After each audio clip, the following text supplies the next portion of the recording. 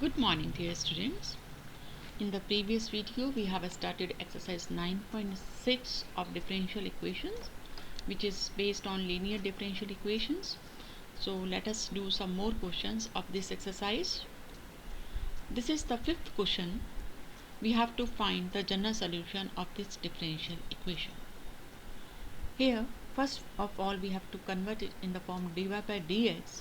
So we will divide the whole equation by cos square x, and we get dy by dx plus y upon cos square x equal tan x upon cos square x. And 1 upon cos square x is sec square x. So we get dy by dx plus sec square x y equal sec square x tan x. Now it is in the standard form of our linear differential equation, that is dy by dx plus py equal to q, where p is sec square x and q is sec square x tan x. यहाँ पर इस differential equation में p और q या तो constants हो सकते हैं या फंक्शन ऑफ x हो सकता है, तो यहाँ हमारे पास दोनों ही फंक्शंस ऑफ x आ रहे हैं. Now we will find first integral p dx, because your integrating factor is e to the power integral p dx. So we will first find integral p dx, that is integral of sec square x, and which is tan x. So our integrating factor will be e to the power tan x. Now the solution is y into integrating factor, that is e to the power t tan x, equal to integral q, that is sec square x tan x, into integrating factor, that is e to the power tan x. Now we can take tan x as t, then sec square x dx will be dt. So the right hand side becomes t e to the power t, and this term becomes dt, so t e to the power t dt. Now using Eilert, algebraic function should be treated as first function and exponential function should be treated as second function, and we will find its integration using by parts. So first function t into integral of second, that is e to the power t आ जाएगा. e के power t का integration e के power t होता है, minus integral of differentiation of first t का differentiation 1 और integration of second, that is e to the power t dt. दोबारा से e की पावर t का इंटीग्रेशन e की पावर t आएगा, and then you can take e to the power t as common, and within bracket you are having t minus 1. Then put t, that is tan x. So this is the right hand side. So our solution will be y e to the power tan x equal to tan x minus 1 e to the power tan x plus c. लेकिन हमें तो y निकालना है, so we will divide it by e to the power tan x, and we get y equal to tan x minus 1 plus c e to the power minus tan x. This is the solution. Next is x log x dy by dx plus y equal to 2 by x log x. तो यहाँ भी हम इसे standard form में change करने के लिए पहले x log x से डिवाइड करेंगे, जिससे कि इसका कोफिशिएंट 1 हो जाए. देन वी गेट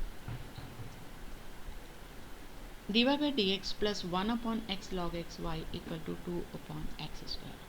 अब हमारी ये स्टैंडर्ड फॉर्म आ गई लीनियर डिफरेंशियल इक्वेशंस की.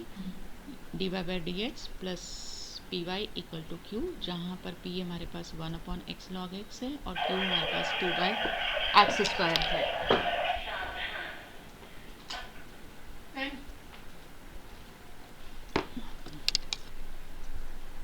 We get integral p d x is integral of 1 upon x log x, तो इसे आप 1 by x divided by log x लिख सकते हैं.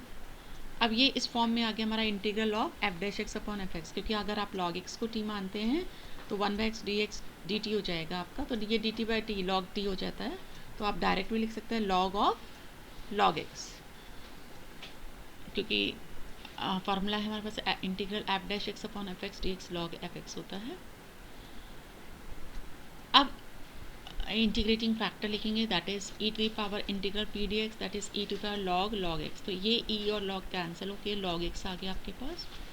सो our solution is y into log x equal to integral q that is 2/x² into log x. तो यहाँ पर इसे हम 2 तो कांस्टेंट है, इंटीग्रेशन साइन के बाद आर लिख सकते हैं, और इसको हम लिख सकते हैं log x into x to the power -2। Again इसे इंटीग्रेट करेंगे बाय पार्ट्स, और आइलेट का यूज़ करते हुए लॉगरिथमिक फंक्शन फर्स्ट फंक्शन हो जाएगा और एल्जेब्रिक फंक्शन सेकंड फंक्शन, क्योंकि एल पहले आ रहा है, ए बाद में आइलेट में। A for algebraic and L for logarithmic. Integrate करेंगे बाय पार्ट्स तो हमें मिलेगा log x into integral of x की पावर -2 क्या होगा, x की पावर -1 डिवाइडेड बाय -1, फिर minus integral of differentiation of first that is log x का डिफरेंशिएशन 1/x हो गया, और ये integration of second that is x की पावर -1 डिवाइडेड बाय -1, ये हमारा बन जाएगा 2, और ये minus log x divided by x आ गया, प्लस इंटीग्रल 1/x² बन जाएगा, ये दैट इज़ x की पावर -2 लिख सकते हैं इसको। इसे दोबारा इंटीग्रेट करना पड़ेगा, तो x की पावर -2 + 1 दैट इज़ x की पावर -1 डिवाइडेड बाय -1 आएगा। So our solution is y log x equal to -2/x, x common आ गया यहाँ से, माइनस भी कॉमन आ जाएगा, ब्रैकेट में बचेगा 1 + log x + c, तो log x से डिवाइड कर देंगे तो y लिखा जा सकता है यहाँ से -2/x log x 1 + log x + c/log x। Next question is 1 + x² dy + 2xy dx equal to cot x dx। तो पहले तो हमें यहाँ पे dy/dx बनाने के लिए dx से डिवाइड करना पड़ेगा, then we will get 1 + x² dy/dx + 2xy equal to cot x। अब dy/dx के कोफिशिएंट को 1 बनाने के लिए 1 + x² से डिवाइड करेंगे, तो dy/dx + 2xy divided by 1 + x² equal to cot x upon 1 + x²। अब ये हमारी स्टैंडर्ड फॉर्म में आ गया है, तो जहाँ पर p हमारा 2x अपॉन 1 + x² हो जाएगा, और q हमारा cot x अपॉन 1 + x²। तो पहले हम इंटीग्रल p dx निकालेंगे, that is integral of 2x upon 1 + x²। ये भी इस न्यूमरेटर में डिनोमिनेटर का डिफरेंशिएशन है, मतलब ये f' divided by fx dx की फॉर्म आ रही है, इसलिए इसका इंटीग्रल क्या हो जाएगा, log mod 1 + x²। अगर ये ध्यान नहीं रहे आपको तो आप इसे t मान के कर सकते हैं, ये t हो गया, तो ये आपका dt बन जाएगा। अब क्योंकि ये टर्म पॉजिटिव है तो mod 1 + x² को 1 + x² लिख सकते हैं, क्योंकि x² भी पॉजिटिव था, 1 भी पॉजिटिव है, तो 1 + x² भी पॉजिटिव था। तो अब हमारा इंटीग्रेटिंग फैक्टर आ जाएगा e की power integral p dx that is e की power log 1 + x², e log cancel होकर 1 + x² आ गया। So our solution will be y into integrating factor that is y into 1 + x² is equal to integral q था हमारा cot x upon 1 + x² into integrating factor that is 1 + x²। ये 1 + x² cancel out हो जाएगा, और integral of cot x हमें मिल जाएगा log mod sin x। So divide by 1 + x², we will get y is equal to log mod sin x upon 1 + x² plus c upon 1 + x². So this is the general solution. That's all for today. Thank you.